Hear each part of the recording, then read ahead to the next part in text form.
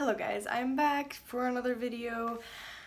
I'm glad to be back, guys. I missed you so much, and I'm sorry. I know these videos aren't really edited that much and stuff, no music and stuff. But I was like, as long as I'm posting at least something, I need to keep this channel moving. I need to be there for y'all, you know. So sorry if it's not like the best edited videos, but as long as I'm talking to y'all and being able to help, I'm really happy. And I'm sorry I keep looking this way. I keep looking this way because I had my computer here ready to share some things with y'all, and this is signs of a relapse or eating disorder relapse.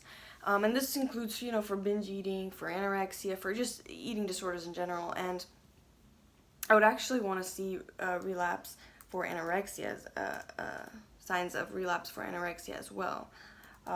So sorry about that. Signs of relapse for anorexia. Because I did a lot of research when I started relapsing, because I was kind of getting scared, thinking like, what is happening? Why is this like happening all over again? I started freaking out, but then I realized that it happens. And so some signs of eating disorder relapse is looking at yourself in the mirrors very often, like judgmentally, obviously.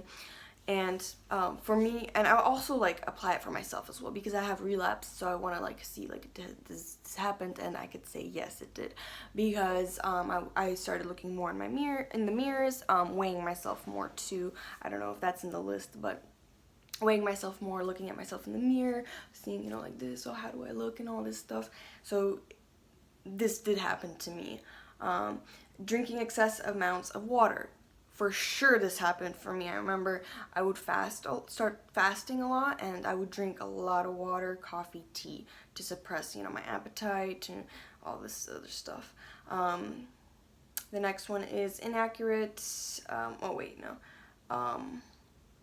the other one is believing you are fat even when others say you are thin. This has happened actually more recently, because what happened was I fasted, and then there would be a binge day.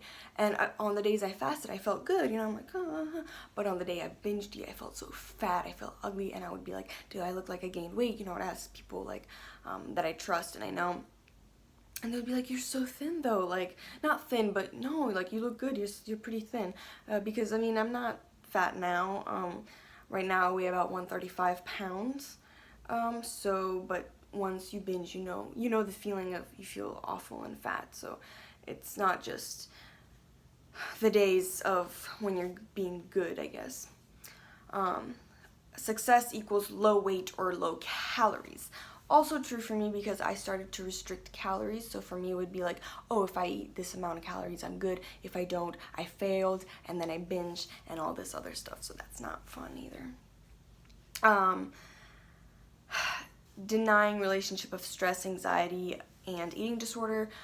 Kind of true at first for me, because now I don't deny it, because I understand that I'm in a journey.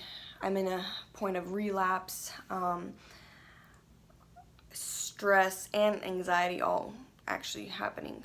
So for me, I didn't really deny it that much. Maybe at first I did. It was kind of like, I didn't even know relapse was kind of a thing, to be honest. And once it started happening, I was like, this is weird. Like, so I need to see what is happening. Okay. So those are some of the signs. There's also actually ways of preventing it. I should make another video of signs of things to prevent eating disorder relapse. So I need to make sure I do that too. So then what else do we have? Sorry guys, I should have probably prepared this earlier, but okay,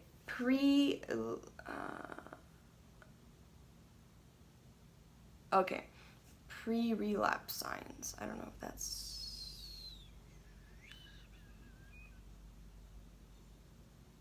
Oh, okay, so this is, okay, sorry.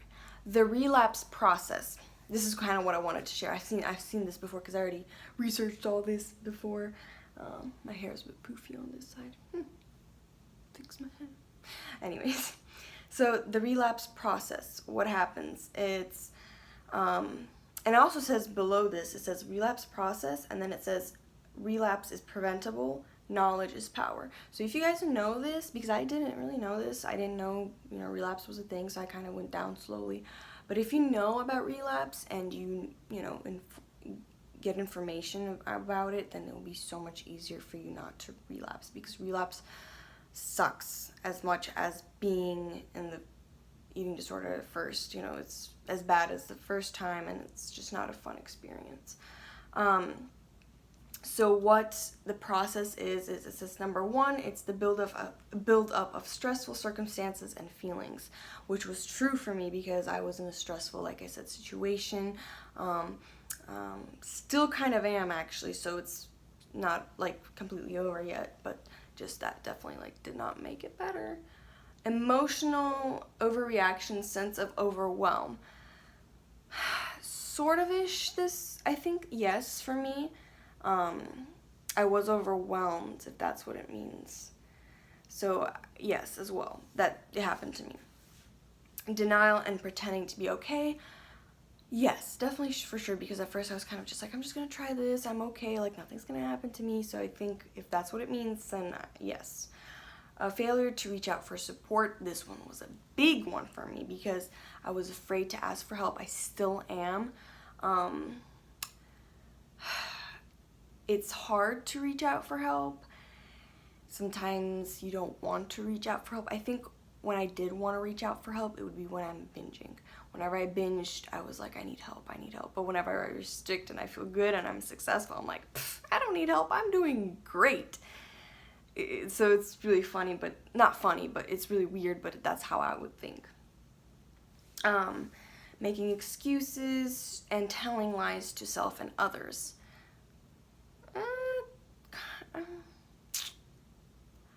I guess this is kind of true. I think I would make excuses. I'm not sure about excuses about like food or weight. Oh, it's part of the progress, but I'm not sure what they mean exactly by this. Increased isolation due to dishonesty and shame. This one was true. I was very isolated. I'm not sure if it was due to dishonesty and shame.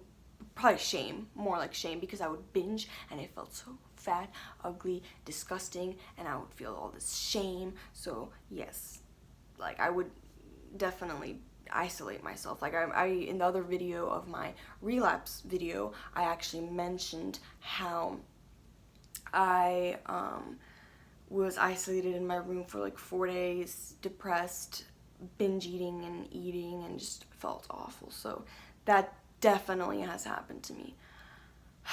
Then feelings of hopelessness and self-pity return. Definitely true. I felt absolutely hopeless. And like I said, this is especially when you binge eat, when you lose control of restricting, that's when it's the worst feeling. When you're restricting, you're kind of like, I feel good, I feel like, look at me, like, yeah. But then once you binge, you're like, depression mode. That's how it was for me, at least.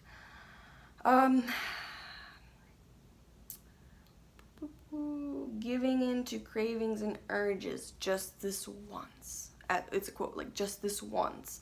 So giving in your craving and urges, 100% this happened to me, 100%, because I would restrict and then I'd be like, but it's like this, I haven't had this in such a long time, making excuses for myself to go and binge, or giving in my cravings and urges.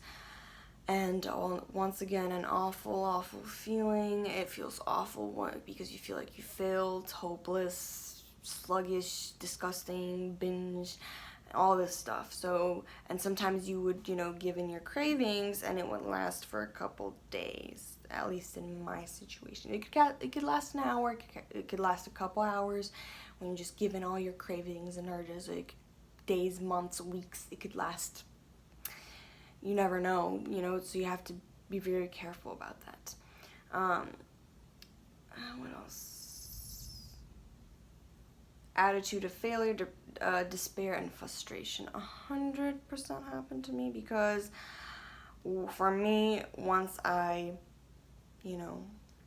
binged, it was fail, awful, disgusting, depression, all this stuff. Mostly when I binged. When I restricted, I didn't feel as bad. I just felt like I might have felt tired, lethargic, dizzy, but not really depressed because I felt like, oh, I'm actually succeeding. So yeah, those are the steps to relapse or progress of relapse, whatever you want to call it, but those are some signs and things that I kind of was able to share with you what I went through, and if I didn't go through, I went through most of them, especially like with binge eating and feeling depressed, feeling awful about myself, restricting, drinking lots of water, suppressing appetite, all this stuff. Definitely went through that. So now at least you guys, the reason I'm sharing this is not to trigger anyone, but is to inform you, because I didn't know relapse was even like a thing until more recent, and that's why I started making videos again, because I know it's not a sign of failure. It's just something that can happen in your journey. It's something that you have to just accept and keep going, and not like just be like, oh well, I'm just anorexic, that's my definition. No, you might have anorexia, you might have an eating disorder, but that does not define you. And just keep noticing, just not keep noticing, just keep that in mind. And I hope this might have helped someone. If you have these things going on, make sure you are able to stop it in time. And I mean, it's never too late, but just the deeper it is, the harder it is to get out, because this has been happening for me for like 8 months, and it's pretty long time. So, you know, if you just started having these signs, make sure you are like, oh, okay, I have to make sure I'm careful. This is not a game. So yeah, I hope you guys enjoyed this videos. Subscribe for more videos, comment down below if this video helped, any other suggestions or requests, and thank you for watching. Bye!